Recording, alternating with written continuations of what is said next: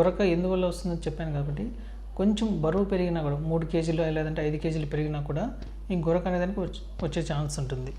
So first thing is weight reduction. మనం ఎంతైతే పెరిగినామో so దాన్ని తగ్గించుకోవాలి. 3 కేజీలు కానీ 5 కేజీలు కానీ తగ్గితే గురక అనేది చాలా వరకు తగ్గేదానికి అవకాశం ఉంటుంది. Second thing is first weight reduction. Second thing is positional therapy. మనం వెలకిలా పడుకుంటే ఈ లోపల ఉండే మజిల్స్, ఇక్కడ గొంతు దగ్గర ఉండే మజిల్స్ కానీ ఫ్యాట్ టిష్యూ రిలాక్స్ అవుతుంది. సో రిలాక్స్ కానీ గురక ఎక్కువ అవుతుంది అన్నమాట. సో మనం ఎప్పుడు కానీ సైడ్ తిరిగి పడుకోవాలి. కుడి పక్క కానీ ఎడమ పక్క కానీ తిరిగి పడుకుంటే ప్లస్ కొంచెం హెడ్ ఎలివేషన్ ఉండాలి, కొంచెం తల కొంచెం పైన ఉండాలి. ఒక 15 degrees ఎలివేషన్ ఉంటే ఈ గురక అనేది కొంతవరకు తగ్గుతుంది అన్నమాట.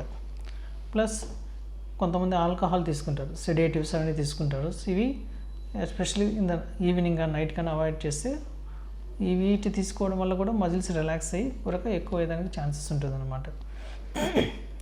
ఇంకొకటి మెడికల్ థెరపీ. ఈ అబ్స్ట్రక్టివ్ స్లీప్ యాప్ని ఉన్న వాళ్ళకి, వాళ్ళు సర్జరీకి అన్ఫిట్ అనుకోండి, వాళ్ళు సిప్యాప్ మిషన్ అని వాడతారు.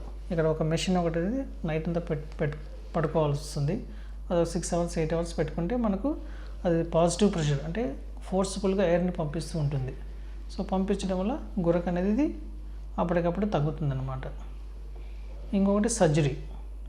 మనకి ఎక్కడైతే అబ్స్ట్రక్షన్ ఉందనుకోండి, ముక్కుదుల వంకర ఉంది, పాలిప్స్ ఉన్నాయి, లేదంటే టాన్సిల్స్ బాగా పెద్దగా ఉన్నాయి, సాఫ్ట్ ప్యాలెట్ సాగింగ్ ఉంది.